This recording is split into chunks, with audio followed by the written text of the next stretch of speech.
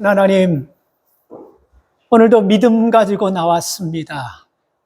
하나님, 오늘도 말씀을 들을 때 이 육신의 귀 가지고 듣지 않게 하시고 마음의 문빗장을 여셔서 마음으로 듣는 말씀 되게 해주십시오. 그래서 초대교회 교인들이 베드로의 설교를 듣고 가슴 치면서 이제 어떻게 해야 됩니까? 하는 고백이 있게 하여 주십시오. 그 교만 방자하던 사도 바울이 다메섹에서 예수 만나고 주님 당신 누굽니까? 이제 내가 어떻게 해야 됩니까? 하는 이런 고백과 고민이 오늘 말씀 듣는 우리에게 있게 하여 주시옵소서. 성령님, 오늘도 모든 예배를 주께 맡깁니다. 이 예배 가운데 악한 사단막이 틈타지 못하도록 도우시고 이 부족하고 연약한 종을 잡아주셔서 하나님 말씀을 말씀답게 전할 수 있도록 영육을 강건케 하여 주시옵소서. 주 예수 그리스도의 이름으로 기도 올리옵나이다. 아멘. 요즘도 있는지 모르겠어요. 인천국제공항 1층 그 여객선 타는 데 보면 중앙 밀레니움이라는 홀이 있잖아요. 그 홀에 인공 호수 같은 거를 만들어 놓고 거기에 항아리 하나를 이렇게 뒀어요. 그 항아리에 동전을 던져서 들어가면 자기 소원이 이루어진다고 그래서 항상 항아리 그 인공호수에 사진 찍으려고 하고, 그리고 그 동전 넣어서 소원을 이루려고 하는 사람들로 박짝박짝 됐습니다. 애들도, 신혼부부도, 미국 사람, 한국 사람 관계없이 그 동전을 던져서 항아리에 들어가면 소원이 이루어진다는 그거 하나 딱 믿고 들어가 동전을 던지는 거예요. 근데 그 수익이 어느 정도 되냐면요. 100원짜리, 50원짜리, 요즘 10원짜리 나오네, 한국에서. 나와요? 이런 거 던져가지고, 그 일주일에 여러분, 한 달에 여러분 얼마가 거치냐면요. 죄송합니다. 일주일에 얼마가 거치냐면 100만 원이 걸쳐. 100만 원 넘을 때도 있다고 합니다. 10원짜리, 100원짜리, 50원, 이 동전 던져서 일주일에 100만 원이 넘어요. 그 굉장한 수가 아니에요? 왜 이렇게 많이 던지냐면요. 들어갈 때까지 던지는 거예요. 사람 심리가. 그 항아리에 들어갈 때까지 던지는 거예요. 여러분, 그 항아리에 동전 던져서 들어가서 우리 소원이 다 이루어진다고 한다면 다 이루어졌겠죠. 근데 다 이루어집니까? 그렇잖아요. 나도 던져봤어요. 항아리에 동전 던져서 들어가서 이루어질 소원이라면 그거는 소원도 아니지요. 그건 소원이 아니에요. 그런데 거기서 중요한 것을 내가 깨달았는데 뭐냐면 적어도 아닌 줄 알면서도 동전을 집어가지고 거기에다 맞춰서 던지는 그 사람들은 소원을 가지고 산다는 것입니다. 여러분, 소원이 있습니까? 라고 물어보면 나는 이런 소원이야. 자신 있게 말하는 사람이 얼마나 있겠습니까? 생각보다 소원이 있으면 눈만 그냥 멀뚱 떠가지고 뭔 소원이요? 이렇게 하는 분들이, 소원 없는 분들이 굉장히 많다는 것입니다. 여러분, 우리가 예수 믿고 구원받으면요, 우리가 소원을 안 가져갈 수 없어요.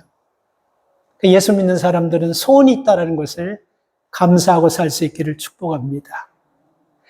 아이도 소원을 가져야 돼요. 여러분 아이들에게 소원 가지라고 하세요. 그게 바뀌어도 괜찮아요. 어렸을 때 에녹이 요셉이 소원이 뭐냐면 마징가제트 되는 소원이었어요. 조금 커지니까 뭐냐면 경찰 되는 게 소원이고, 조금 더 커지니까 뭐냐면 이 가베지 트럭 몰면서 차 뒤에 매달려 사는 사람, 그게 소원이에요. 이렇게 소원이 바뀌더라고. 뭔 소원을 가져도 상관없어요. 괜찮아요. 소원이 있냐 없냐는 굉장히 중요한 것입니다. 소원을 가지고 사는 사람이나 애들이나 어른이나 소원이 없는 사람하고 비교하면요, 질적으로 다른 거예요. 생각이 다르고 말이 다르고 행동이 다르고 계획하는 것들이 다 다른 것입니다. 그래서 여러분, 소원을 가지고 사는 것, 이 마음이 하나님께서 우리에게 주신 축복임을 믿으시기 바랍니다. 근데 우리의 소원은 어디서 나와야 되냐면요, 이기주의와 욕심에서 비롯된 소원이 아니고 하나님의 말씀을 근간으로 하고 선과 의를 통해서 우리에게 주시는 이 소원의 마음을 가질 때 하나님이 우리의 마음에 보시고 그 소원을 이루어 주시는 거예요.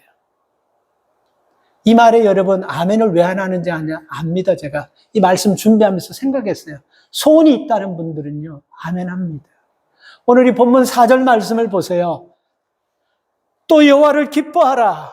저가 내 마음의 소원을 이루어 주시리라. 여러분, 여기서 이 말이 여러분 바꿔서 나온 거예요. 원래 원뜻은요, 마음의 소원을 가져라. 그러면 너 마음이 기쁠 것이다라는 건데, 4절 보시면 너희가 기쁠 것이다. 마음의 소원을 가져라. 이게 바뀌어 나왔습니다. 여러분, 우리가 소원을 가지면요, 오늘 이 말씀이 누구의 말씀이죠? 하나님의 말씀입니다. 하나님이 그 소원을 이루어주시겠다고 말씀하고 있습니다. 그러면 마음의 소원이 이루어지기 위해서 우리가 어떻게 해야 되는지 오늘 본문을 보면서 세 가지만 생각해 보려고 해요.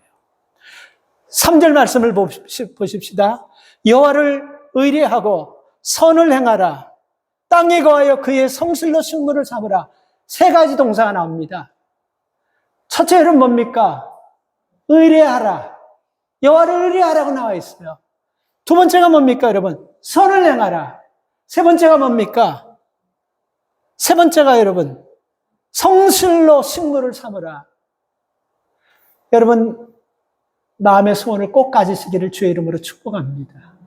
부탁합니다. 소원 가지세요. 무슨 이 나이에? 아니에요. 내일 죽더라도 소원 가지시고 살다가 돌아가시면요, 내가 품은 소원이 우리 후손들에게 이루어질 줄 믿습니다. 가지세요.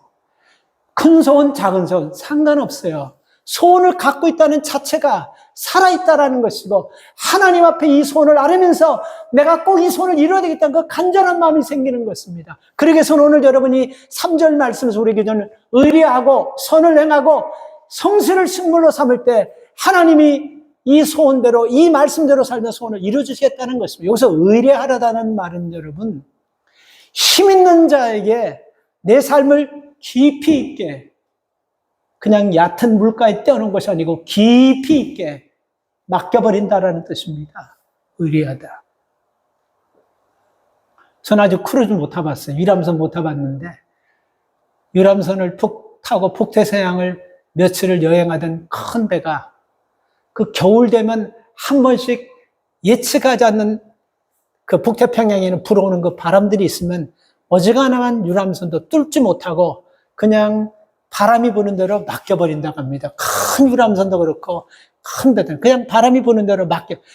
이게 뭐 1세기에 몇 번씩 부는 그런 큰 갑자기 부는 그런 바람에는요, 유람선 크기가 여러분 100m, 200m, 폭은 50m 이런 엄청난 거예요. 이 건물 몇 개 때려 합친 거나 큰 거예요. 그게 6천 명씩 타는 배가 그게 바람에 여러분 큰 바람을 맞으면요 가지를 못하는 거예요. 그렇게 되니까 여러분 선장들은 이런 것을 몇 번씩 경험하니까 방송으로 마이크합니다. 여러분 이거 걱정하지 마시고 너무 바람이 세니까 지나가기를 기다리는 겁니다 하면서 선장이 여러분 이 뱃머리에서 11시 방향으로 보면 빙산 하나가 보입니다.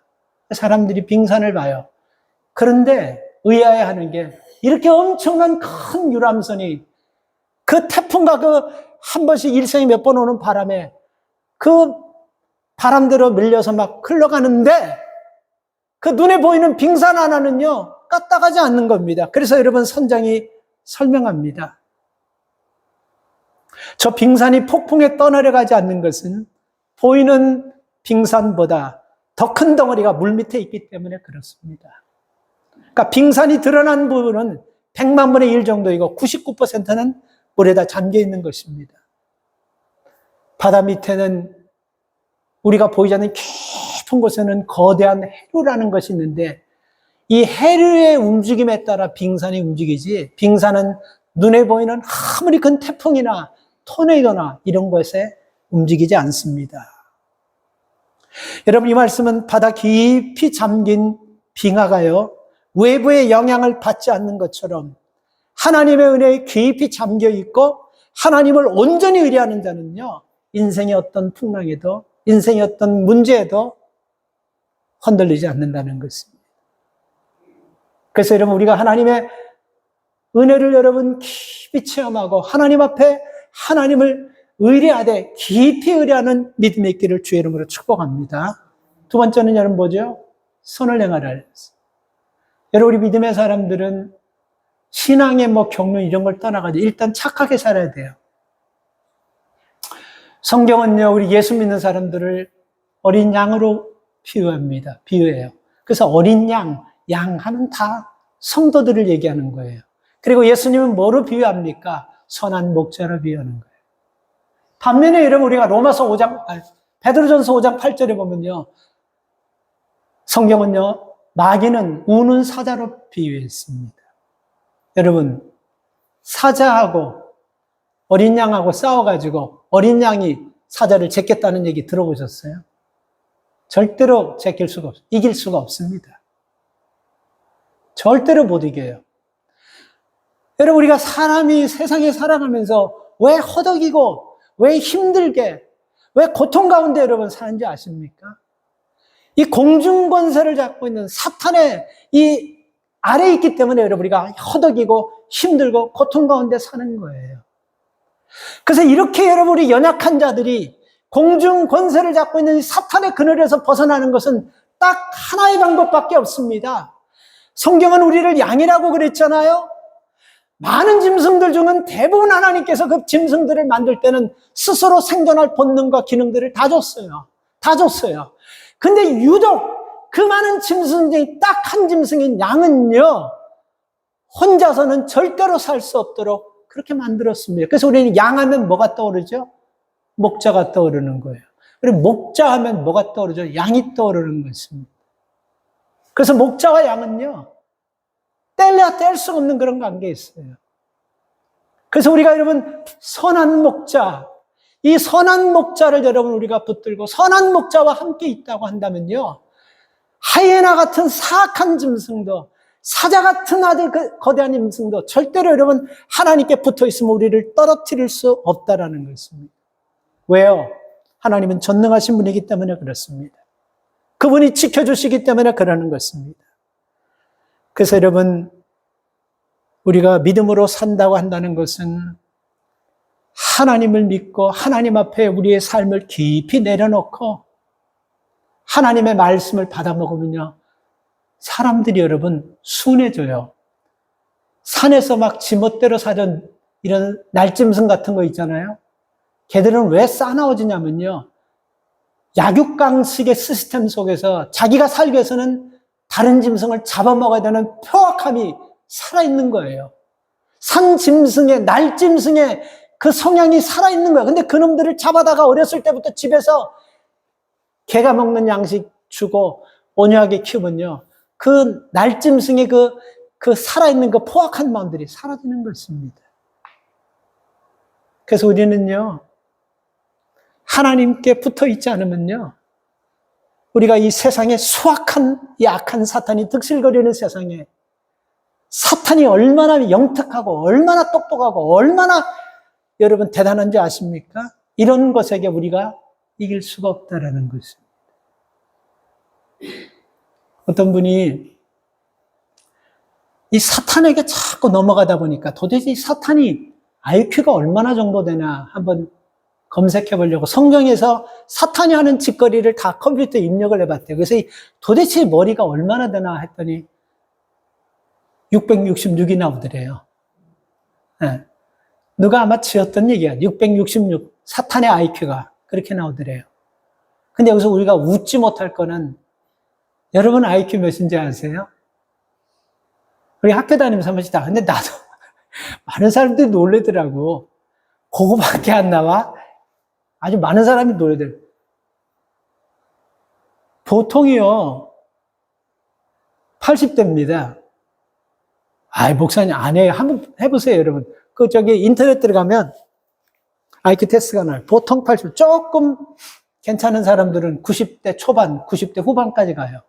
그래서 여러분, 우리가 보편적으로 그 교육 시스템에서 120 정도 되면 굉장히 영특하다라고 우리가 봐요. 그리고 130 되면 준천재로 그렇게 나누고, 140이면 천재로 나누고, 그래서 아인슈타인이 160에서 180 이렇게 되지 않습니까? 오케이, 다 그렇다 치더라도 특별히 가서 우리 IQ가 200이라고 한번 해보십시다. 사탄, 마귀가 666에 머리 싸움에서 이길 수 있겠어요? 상대도 안 되는 거예요. 그래서 맨날 깨지는 거예요. 맨날 결심하고 맨날 결단하고 맨날 각오하지만 맨날 깨지고 맨날 같이 떨어지고 맨날 같이 무너지는 것입니다. 이 말은 뭐를 얘기하는 것입니까? 우리 힘으로는 안 된다는 거예요. 그래서 하나님의 IQ, 하나님의 지능이 얼마나 되나, 성경에서 하나님의 역사, 하나님 말씀을 컴퓨터에 다 입력해서 한번 IQ가 얼마, 지혜를 딱 때려봤는데 답이 안 나는 거예요. 그냥 무한대로 나와버리는 거예요. 이게 답이에요. 그러니까 무한대 되시는 하나님의 지혜를 가져야만 666대는 사탄의 지혜를 이겨나갈 수 있지 다른 방법이 없다라는 것입니다. 저는 이 말씀이요 꼭 제가 아니고 우리가 하나님이 아니면 여러분 우리의 삶을 인도하시고 보호하시고 지켜주시는 사람이 없다라는 것을 말하는 것입니다. 그리고 여러분 우리가 소원이 이루어지기 위해서는 세 번째로 여러분 성실을 승무로 삼아라. 한마디로 말하면요 성실하게 살아라. 말씀이 들어가면 사람이 성실해집니까? 불실해집니까? 성실해지는 거예요. 예수 만나놓고 여러분 성격이 이중성, 삼중성 막 이렇게 되고 성실하지 않고 그냥 눈에 보이는 절대로 예수 만난 사람은 그렇게 살 수가 없어요. 그렇게 살아라고 애를 써도 그렇게 안 되는 것입니다. 저는 성실하면요 항상 제 마음에 떠오르는 한 분이 있는데 연세대학교 초대 총장 지냈던 백낙준 박사님입니다. 한국의 두 번째 문교부 장관 지내셨어요. 물론 2대 총장도 나중에 지내셨지만 이분이요. 그 부모님이 아버지가 무당이에요. 남자 무당이에요. 참 가난하고 어렵게 살았습니다. 근데 선교사님이 그 집의 아들 그 백낙준 씨가 중학교도 못 가고 그 학생을 그 집에 머슴으로 선교사님이 들였어요. 복음을 전도하기 위해서. 그래서 너무 가난하니까 그 집에서 머슴으로 살았어요. 그러니까 허드렛 일을 하는 거예요. 방 청소하고 집 청소하고 그리고 마당 쓸고 그러면서 이 선교사님이 어디를 가면서 이 백낙준이라는 이 아이에게 장작 좀 펴놔라 하고 그렇게 얘기하고 밖을 나갔다가 밤 10시 넘어서 돌아왔는데 그 달빛에 장작을 계속해서 우통을 벗어놓고 장작을 패고 있는 거예요. 그 선교사님이 너 지금 이 밤 몇 시인데 장작을 패냐니까 백낙준이라는 청소년이 이렇게 얘기했다 합니다. 장작 패라고 하셨지 언제까지 패라고는 얘기 안 하면서 계속 패고 있는 겁니다. 근데 이 말을 딱 듣고 여러분 그 선교사님이 마치 요셉이 여러분 보디발 장군 집에서 모든 것들을 다 맡겨버렸잖아요. 그런 일이 일어났어요. 그 선교사님이 재정 모든 것 전부 다 이 어린 백낙준에게 다 맡겨버렸습니다. 그리고 이 아이를 지켜보기 시작했어요. 근데 아이가 신실해요. 성실해요. 그래서 미국에 유학 보내가지고 예일에서 박사학위를 받고 예일에서 돌아와서 문교부 장관, 연대 초대 총장, 2대 총장을 지내셨어요. 우리는 그래서 백낙준 박사님 하면 성실함의 그늘이 그분 주위에 이끄는 것입니다. 예수 믿으면 성실해야 돼요.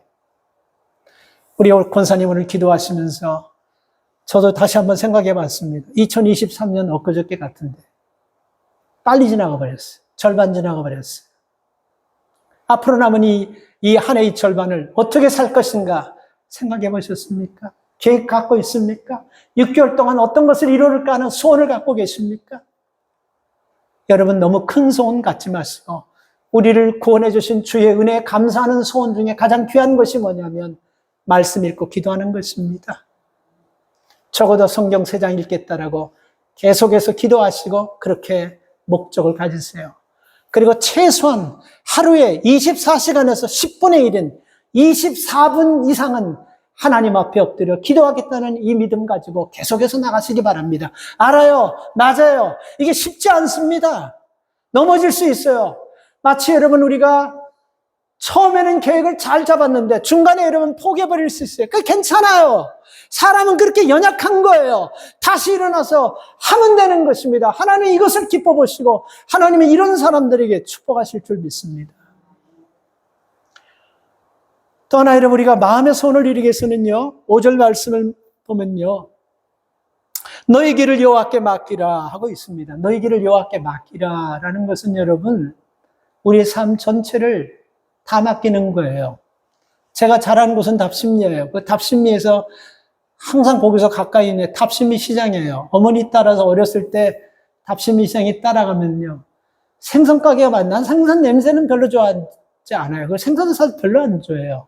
근데 어머니가 지금 생각해보면요. 고등어 조림을 그렇게 맛있게 잘하셨어요. 그리고 여러분 고등어 훈제 구워주는 것도 그것도 여러분 자주 하셔주셨어요. 근데 따라가면서 여러분 항상 고등어 가게에서 느끼는 건 뭐냐면 구울 겁니까? 찜할 겁니까? 그러면 굽는다고 하면 절대로 3토막, 4토막 안 내고 2토막만 냅니다. 굽는다고 하면. 조림할 거라고 합니다. 4토막 내지 5토막, 4토막을 내줘요. 여러분, 우리가 맡긴다라는 거 있지 않습니까? 오늘 5절의 말씀에서 우리의 소원이 이루어지게 맡기라고 했는데, 이거는 여러분, 몇 토막을 나눠가지고, 가장 중요한 토막은 내가 컨트롤하고, 내가 하는 것이고, 제일 끄트머리에 저기 꼬랑대 달리는 적이나, 저 머리 달려가지고 가슴하는 그쪽만 여러분 맡기는 것이 아니고, 홀 통 전체를 맡긴다는 것입니다. 여러분, 소원 있습니까? 소원 가지세요. 그리고 그 소원이 이루어지는 길은요, 통째로 맡길 때, 부분이 아니고 전체를 맡길 때 하나님께서 이루어지신다는 것입니다. 이 맡기다라는 말 히브리어는요, 달랄이라는 뜻입니다. 달랄. 우리말로 번역하면 굴려버린다, 굴려버리는. 맡기는 건 굴려버리는 거예요. 우리가 주님 앞에 나가는 길목에 우리를 맡고 있는 돌들, 바위들, 우리를 맡고 있는 이런 돌들을 굴려버리라는 것입니다. 여러분, 하나님 앞에 축복받기 위해서, 은혜를 받기 위해서 우리가 하나님 앞에 나가는데 우리를 막는 돌들이 있지 않습니까? 없어요? 있잖아요. 이성이라는 돌, 합리주의라는 돌, 내 생각이라는 돌, 내 경험이라는 돌, 내 고집이라는 돌, 내 아집이라는 돌, 이거 굴려버리지 않고서는요, 우리가 하나님의 은혜와 하나님의 축복이 들어올 수가 없습니다. 그래서 여러분, 맡긴다는 것은 굴려버린다라는 것입니다. 우리가 신앙생활하면서, 신앙생활은요, 육신의 생활의 연장 아니에요. 근데 가슴에 손을 얹고 생각해 보세요. 신앙생활, 교회생활을요, 육신의 생활의 연장으로 하는 거예요. 그렇기 때문에 내 생각을 못 버리는 거예요. 그렇기 때문에 내 고집을 못 버리는 거예요. 그렇기 때문에 내 뜻을 못 버리는 거예요. 그래서 문제가 해결되지 않는 것이고, 그래서 예수 아무리 믿어도 마음에 평안이 없는 것이고, 기쁨이 없는 것이고, 확신이 없는 것입니다. 별것 아닌 것을 그냥 홀가닥 넘어가 버리고, 별것 아닌 것을 그냥 막 걱정과 염려, 이렇게 되는 거예요. 그러니까 신앙생활, 교회생활, 영적 생활은 여러분, 육신의 생활의 연장이 아니고 딱 끊고 영적 생활과 연장이 되어야 되는 것입니다. 하나님께서 로마서 8장 5절에서요, 인간의 운명을요, 생각에 의해서 결정된다고 했습니다. 인간의 운명, 생각에서 결정됩니다. 그래서 본문 말씀을, 로마서 8장 5절 말씀을 보면요, 만일 너희가 육신의 생각을 쫓아 살면 뭐라고 나와 있습니까? 기억하신 분 계세요? 만일 너희가 육신의 생각을 쫓아 살면, 거기 우리가 제자 훈련할 때 어떤 거예요? 반드시, definitely die, 죽게 될 거라, 반드시 죽게 될 것이라고 나와 있습니다. 그런데 여러분, 우리가 신앙생활 육신대로 살지 않고 영적으로 살게 되면요, 생명을 얻고 평안을 얻게 될 것이라고 말씀하고 있습니다. 왜냐하면 육신의 생각은, 그러니까 신앙생활을 여러분, 육신의 생활로 연장으로 계속해서 연결해서 생활하는 사람은요, 그 하나님의 말씀이 우리 속에서 작동할 수가 없는 거예요. 부딪히는 겁니다. 그래서 그 성경이 로마서 8장은 뭐냐면, 육신의 생각은요, 하나님의 생각과 원수가 된다라고 말씀하고 있습니다. 원수라고 표현하고 있어요. 그래서 굴복하지 못하게 된다고 말씀하고 있습니다. 그래서 우리 안에 그리스도의 영이 계시면요, 우리가 육신의 생을 쫓지 않고 영의 생각을 쫓으면요, 우리가 하나님 앞에 귀찮을 정도로 맡기는 거예요. 귀찮아버릴 정도로 맡기는 것입니다. 죄악으로 타락한 육신의 생각은 여러분, 최종 결정은 뭐, 죄악으로 해서 재밌게 먹고 놀고 그 단 것 이런 거 다 맛보면서 살지만, 남보다 아주 웃으면서 잘 먹고 잘 살고 그러지만, 결론은 뭐죠? 죄악을 쫓아 사는 사람들의 생각은요, 결국은 심판이에요. 이거 모릅니까? 귀가 따갑도록 듣지 않아요. 근데 우리가 그렇게 간다니까요. 이 아라비아에서 전해 내려오는 역사 중에 한 스토리인데요. 아라비아에서 전해는 역사입니다. 어떤 사람에게 인생을 여러분 한 중년 정도 산 사람인데, 어느 날 갑자기 한 신이 찾아와가지고, 앞으로 네가 살려가면 내가 이 몇 가지를 너한테 줄 테니까 이 중에 한 가지를 선택하면 네가 살 수 있고 그렇지 못하면 네가 죽게 될 것이다 라고 했어요. 그래서 네 가지를 딱 깔아놓습니다. 첫째가 너희 어머니를 죽여라. 두 번째가 네 누이를 팔아버려라. 세 번째가 네 가지고 있는 것을 팔아서 동네 사람들에게 다 나눠줘라. 네 번째가 뭐냐면 큰 술잔에 술이 지금 10잔 딱 거기에 담겨 있는데 그 큰 10잔에 술 마시든지 하나를 선택하면 네가 살 수 있고 아니면 네가 죽을 수 있다. 이 고민하는 거예요.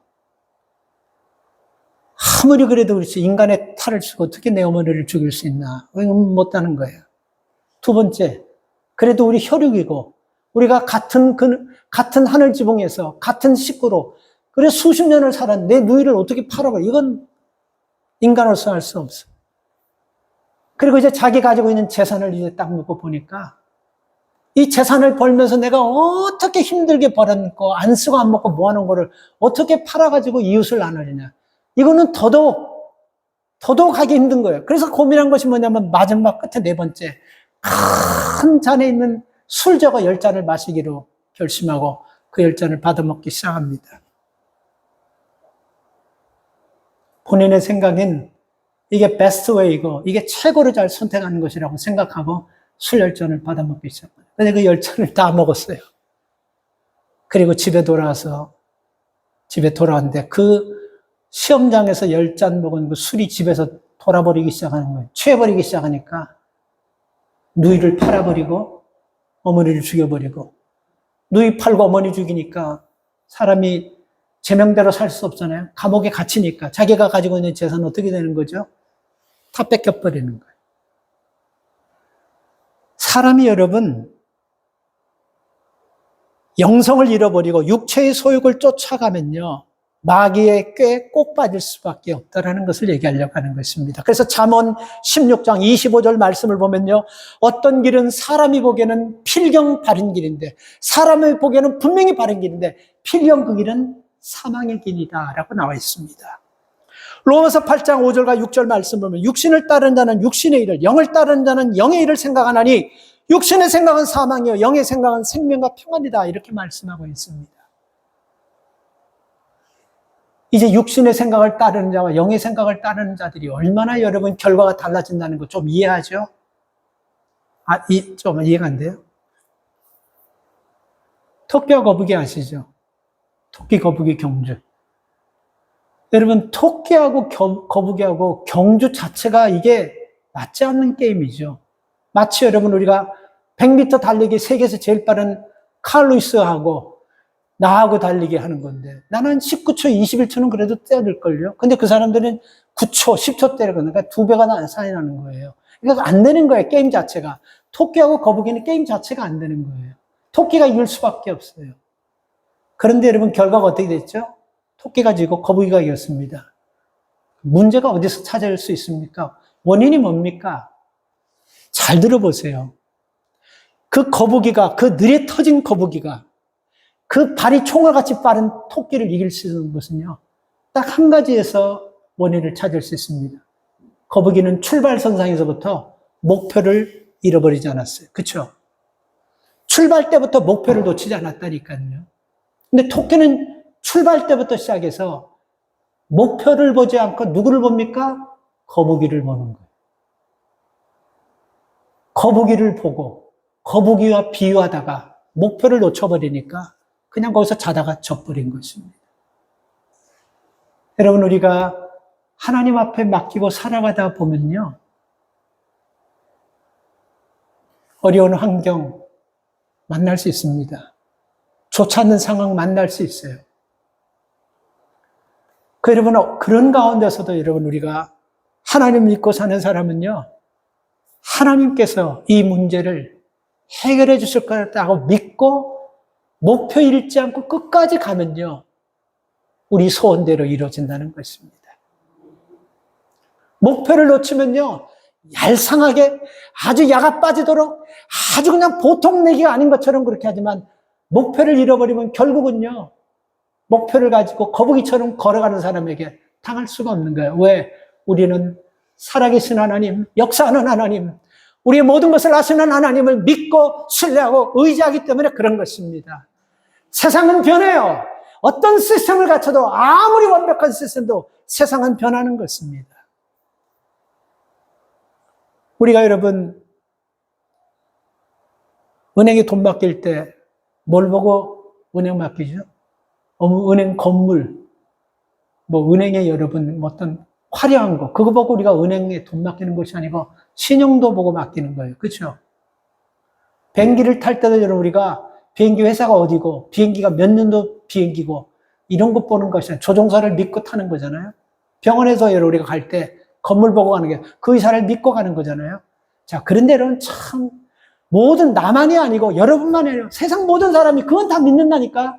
비행기 믿고 타지, 은행 믿고 맡기지, 그리고 의사 믿고 여러분 가지. 그런데 여러분 우리가 이렇게 믿고 가는데도 불구하고 은행이 뱅크럽트 돼버리잖아요. 미국의 은행 뱅크럽트 돼버리잖아요. 미국의 은행들이 뱅크럽트 된 거기 이해가 갑니까? 세상 사람들이 대부분 다 믿고 맡기는 그 은행 뱅크럽트 되는 거예요. 그리고 우리가 맡긴 의사가 오진을 내가지고 왼쪽 다리를 잘라야 될 걸 멀쩡한 오른쪽 다리를 잘라야 될 그런 경우 있잖아요. 멀쩡한 사람 오진을 죽이는 경우 있잖아요. 그리고 우리 비행기를 타는데 여러분 그 비행기가 사고 나서 어려운 일 당하는 거 있지 않습니까? 뭐를 얘기하는 것입니까? 세상이, 사람이, 모든 기준이 완전하다고 해도 사람이 하는 것이기 때문에 변화가 있을 수 있다는 거예요. 바뀔 수 있다는 거예요. 그래서 목적을 가지고 사는 사람, 영적인 생각을 가지고 사는 사람은요, 우리가 육신의 생각을 가지고 사냐, 영적인 생각 가지고 사는 사람은 뭐냐면요, 우리는 여러분 하나님을 바라보면서 하나님 앞에 여러분 맡기는 거예요. 하나님을 믿고 하나님을 맡기는 거예요. 여러분, 컴퓨터하고 그래도 우리가 똑똑하다고 하고 그래도 제법 지혜도 있고 공부도 많이 했다는 학위 가진 사람을 한 10명하고 컴퓨터 한 대를 딱 놨고 여러분 둘 중에 하나를 뭐를 믿으려고 하냐면 여러분 누구를 쫓겠습니까? 솔직하게. 그쵸? 컴퓨터 믿어요. 컴퓨터 믿는다니까. 컴퓨터 하나가 박사들 10사람보다 더 똑똑해요. 박사들은 자기 전공 과목에서는 최고지만 다른 건 전혀 젬병이가 돼버리지 않습니까? 근데 컴퓨터는요, 모든 분야에서 구글에서 물어보면 다 답을 내준다니까. 그래서 제가 가끔 AI라는 거 여러분에게, 여러분 그거요, 갑자기 어느 날 갑자기 그런 충격으로 딱 다가오죠. 그래서 제가 슬슬 여러분께 앞으로 AI가 무서운 괴물처럼 등장할. 그래서 저는 한 10년 전부터 그 기사를 읽으면서 생각을 깊이 했어요. 그래서 그게 가능하다. 지금은 자꾸 가능하다는 생각을 들어요. 의사, 변호사, 이런 학자들 의미 없어지는 거예요. 다 없어져 버려요. 다 없어져. 그래서 요즘 여러분 변호사 어느 정도 되냐면 어떤 케이스를 놓고 이 AI에게 이 기계에다가 여기서 우리가 배심원에게 가서 재판부에게 어떻게 해결할까? 이거를 해서 완벽하게 끄집어냈어요. 근데 끄집어내고 감정이 없기 때문에 얼마 전에 미국에서 일어났지 않습니까? 뉴욕에서 있었던 거예요. 그래서 그 사람, 그 변호사에게 그 AI에서 뽑은 걸로 변호했다. 그 사람에게 5,000불 벌금을 매겼습니다. 근데요, 이거 가능해요. 세상에 수천, 수백만의 케이스를 AI가 다 애우고 있어요. 그래서 여기에 이 문제를 딱 놓고 하면요, 재판관에 가면요, 판사도 사람이잖아요. 그잖아요. 그죠? 자기 후배나 동문이나 사돈의 팔촌이나 족보 따자가 자기 비싸면 뭔가 여러분 상황이 다르고 변화가 달라도 달라요. 그렇지 않겠습니까? 그죠? 거기다 만약 우리 삼촌이나 고종 아재 같으면 이건 좀 달라지는 거예요. 근데 AI는 그냥 그대로 칼같이 딱 떨어뜨려 버려요. 그래서 사람하는 것보다 100배, 1000배 더 완벽하게 만들어진 거예요. 진료도요. 수천억, 수만 케이스를 여러분 AI가 다 외우고 있다가 어디 앞에 딱 전화하면 그냥 이제는 수술도 안 해. 약 하나 가지고 대방에 그냥 한 방에 떨어뜨리는 그런 약들이 나옵니다. 조금만 더 사세요. 좋은 세상 열릴 겁니다. 앞으로 여러분 재수 없으면 그래서 120년 산다는 거 그거 농담 아니에요.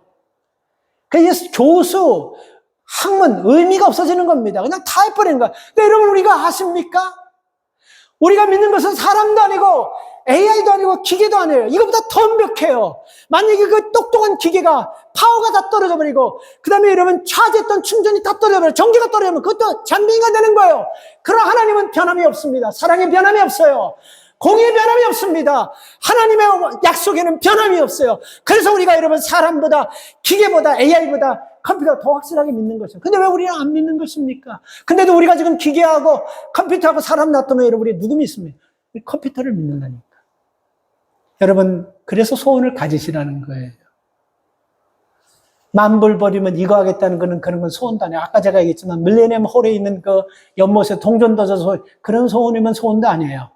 하나님이 보셨을 때 의와 공의에서 하나님 기뻐하시는 소원을 가지세요. 그리고 그 소원을 놓고 기도하면 그분은 변함이 없습니다. 약속한 걸 지키세요. 그래서 성경에 보면 사람이 하나님이 못하는 거 두 가지가 있다 그랬죠. 하나님은 거짓말하지 못하세요. 약속한 걸 뒤집어엎지 못하세요. 하나님의 약점입니다. 그게 하나님의 약점이에요. 그래서 여러분 하나님 믿으시기 바랍니다. 마지막으로 여러분 우리가 마음의 소원을 이루기 위해서는요. 7절 말씀을 보세요. 때를 기다리라고 말씀하고 있습니다. 여호와 앞에 잠잠하고 참아 기다리라. 참아 기다리라. 무슨 뜻인지 알겠죠? 참으라는 말은 페이션, 인내하라는 거예요. 기다리라는 것은 그냥 기다리는 것이 아니고 참고 기다리라는 겁니다. 참고 기다리는 거예요. 참고 기다리면요. 반드시 때가 되는 것입니다.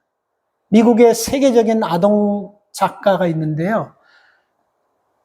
트리나 플러스라는 사람, 꽃들의 희망에는 몇 년 되긴 했어요. 아동 작가로는 세계적인 작가입니다. 꽃들의 희망. 이 책도 얇아요.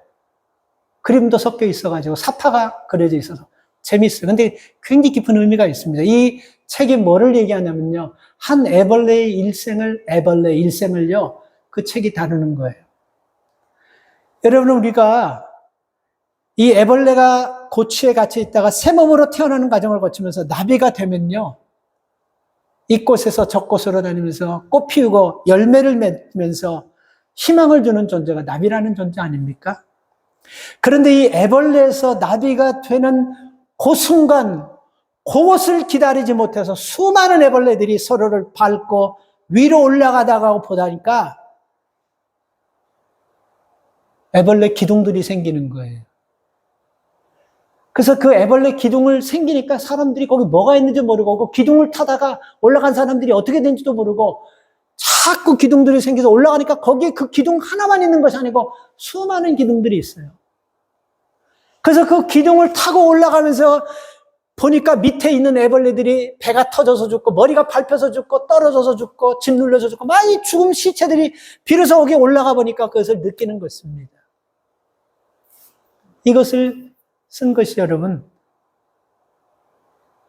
꽃들의 희망이라는 그 책입니다.